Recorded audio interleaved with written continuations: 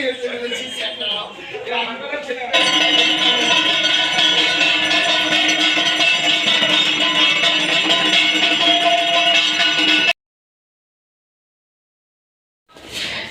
Hello বন্ধুরা, কেমন আছো সবাই? আশা করি তোমরা সকলে খুব খুব ভালো আছো। তো চলে এলাম তোমাদের জন্য নতুন একটা ভিডিও নিয়ে। তো অনেক দিন পর ভিডিও ছাড়ছি, তার জন্য অনেক অনেক সরি।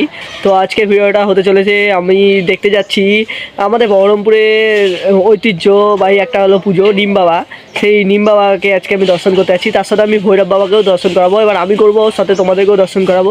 তো তোমরা ভিডিওটা সবাই পুরো দেখো, আর ভিডিওটা ভালো লাগলে অবশ্যই একটা করে লাইক করে দিও। চ্যানেলে নতুন হলে চ্যানেলটাকে সাবস্ক্রাইব করে বেল নোটিফিকেশন অন করে দিও। চলো আজকের ভিডিওটা শুরু করা যাক।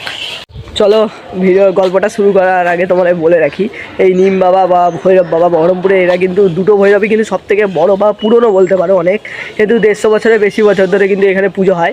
তো আমি ফার্স্ট টাইম যাচ্ছি, ওই জন্য ব্লগটা করলাম।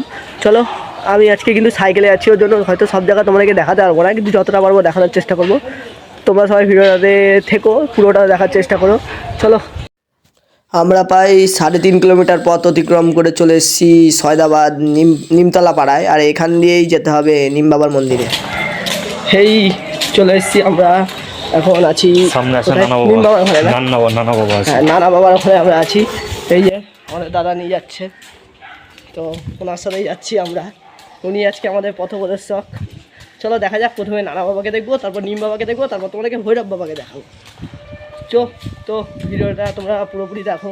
আমি পুরো রাস্তাটা দেখাতে পারলাম না, আমার অসুবিধা হচ্ছিলো, সাইকেলে তো একা আসা সম্ভব না। চলো দেখা যাক, চলে এসেছি প্রায়, বলেছি এটাই নানা বাবার মন্দির না?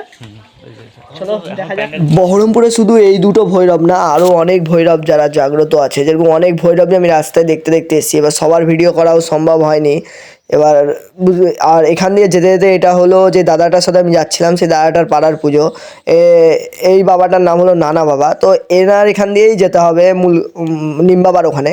এখান দিয়ে যে এই রাস্তাটা চলে গেল, এটাই নিম বাবার ওখানে যায়। আর আগের দিন যেহেতু এখানে বাবার প্রসাদ বিতরণ হয়েছে, ওই জন্য দেখতে পাচ্ছ কত কিছু রাখা আছে। আর সবথেকে বড় কথা, আমি এসেছি একবারে লাস্টের দিন, আশাই হচ্ছিল না। যাই হোক, অনেক প্রতিজ্ঞার পর বাবার দর্শন হয়তো আজকে পাবো। চলো তোমাদেরকেও দেখাচ্ছি, তোমরা ভিডিওটা পুরোপুরি দেখো। আমাকে ওই দাদাটা বলছিল যে এই পুজোটা কিন্তু অনেক পুরনো, প্রায় 150 বছরেরও বেশি পুরনো হচ্ছে। আর এখানে কিন্তু পুজোর দিন তোমরা যদি দেখতে আসো, তাহলে কিন্তু এখানে কিন্তু প্রচুর ভক্ত সমাগম হয়, মানে প্রচুর ভিড় হয় এখানে। তো আমি তো আসিনি, আমি এখনও দেখতেই পাচ্ছ, এখনও লাস্টের দিন, তাও এখানে কত মানুষ আছে। এখানে বাবার পুজো হচ্ছিলো, যাই হোক আমি দর্শন পেয়ে গেলাম, কিন্তু প্রসাদটা পাইনি যেহেতু আমার হাতে টাইম ছিল না। তো তোমরাও দেখো বাবা কত সুন্দর দেখতে এখানে আছে। কিছুদিন পর বাবা বিসর্জন হয়ে যাবে, কিছুদিন কি কালকেই বিসর্জন হয়ে যাবে বাবা।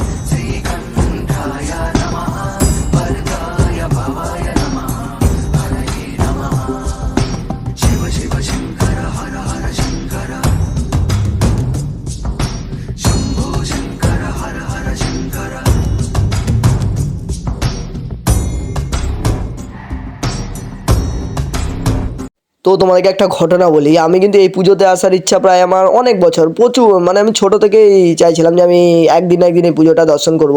কিন্তু দেখো, বাড়ি থেকে না ছাড়া, তারপর কোনো না কোনো কারণে আমি আসতে পারিনি। তারপর আমি রাস্তাটাও চিনতাম না। যাই হোক, তারপরে পরিচয় হলো আমাদের আকাশ দা, মানে আমার সাথে যে দাদাটা ছিল, ওনার সাথে কলেজে আমরা একসাথেই পড়ি। উনি আমাদেরকে চিনি নিয়ে এসছে এখানে। তো খুব ভালো লাগলো পুজোটা দেখে, অনেক ইচ্ছা ছিল, প্রত্যেকবারই আসার চেষ্টা করি, কিন্তু আসা হয় না কোনো না কোনো কারণে। যাই হোক, এবার ফাইনালি বাবার দর্শন পেয়েই গেলাম। তো আমিও পাইনি, আমি একা পেলাম না, তোমাদেরকেও দর্শন করালাম সাথে। তো তোমরা ভিডিওটা দেখো, এরপর আমরা ডাইরেক্ট চলে যাব পুরো একেবারে ভৈরব বাবার দর্শনে। তারা তো বলে দাও একটু নিম বাবার সম্বন্ধে বলো। আশা করছি ভালো লাগলো।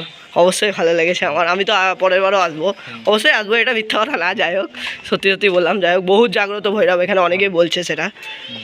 যাই হোক, চলো এবার দেখা যাক ওই বড় বুড়ির ধারের ভৈরব না এটা, মানে বড় বাবা। চলো বড় বাবাকে এবার দেখাবো তোমাদেরকে। তো দেখতে পাচ্ছ আমাদের কতগুলো বন্ধু শুয়ে আছে রাস্তায়, না ডিস্টার্ব করাই ভালো। হ্যাঁ হ্যাঁ, এটা চিনি। হ্যাঁ, যাবা তুমি? তো তোমাদেরকে একটা কথা বলে রাখি, দাদা কিন্তু অনেক লজ্জা পাচ্ছিল কথা বলতে, তো সেরকম মুখ দেখাতে চাইছিল না, তো তোমাদেরকে সেরকম দেখাতে পারিনি। চলো একবারে তোমাদেরকে বড় বাবার ওখানে যাব। আর আমি কিন্তু এখানে বড় বাবার ওখানে কিন্তু ওকেও নিয়ে যাচ্ছি, ও যেতে চাইছিল না প্রথম থেকে, যাই হোক তাও ওকে জোর করে আমি নিয়ে যাচ্ছি। চলো দেখতে পাবা বড় বাবাকে।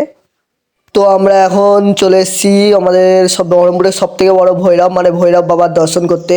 তো তোমাদেরকে বলে রাখি আমাদের ভৈরব বাবার পুজো কিন্তু প্রায় 150 বছরের বেশি সময় ধরে হয়ে আসছে। আর এখানে কিন্তু যদি তোমরা পুজোর দিন আসো তো তোমরা অবশ্যই দেখতে পারবে এখানে প্রচুর প্রচুর ভক্ত সমাগম হয়। সবাই তাদের মনস্কামনা বাবাকে জানায় এবং বাবা তাদের মনস্কামনা পূরণও করে। অনেকে গণ্ডিও কাটে এখানে, তোমরা অবশ্যই সেটা পুজোর দিন দেখতে পারবা। বাবাকে মালা পরানো হয়, অনেক উৎসব হয়। আর বাবার উচ্চতা তোমাদেরকে বলে রাখি প্রায় 25 ফুট, মানে বুঝতে পারছো বাবা কত বড়। তোমরা না এলে বুঝতে পারবা না, তো অবশ্যই এসে দর্শন করে যাও। তোমরা এই বড় বাবা আর নিম বাবাকে কীভাবে দর্শন করবে তার সমস্ত ডিটেলস মানে কীভাবে আসবে তোমরা, তা আমি ডেসক্রিপশন বক্সে দিয়ে রাখবো।